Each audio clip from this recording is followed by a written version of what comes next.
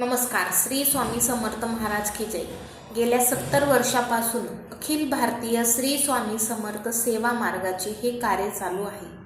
सद्गुरू परमपूज्य मोरे दादा व आज परमपूज्य गुरुमाऊलीच्या मार्गदर्शनाखाली मानव कल्याण हेतू नागरी विकास अभियान सुरू आहे.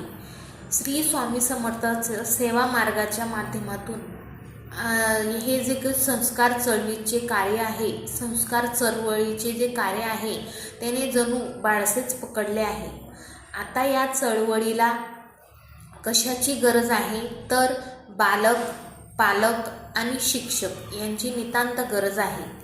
मग माऊली म्हणतात की विद्यार्थी कसा असावा याचा विचार करण्यापेक्षा पालक, शिक्षक यांनी कसे असावे याचा आधी आपण विचार करायला हवा. आपोआपच आपण बालकांवर संस्कार करू शकतो.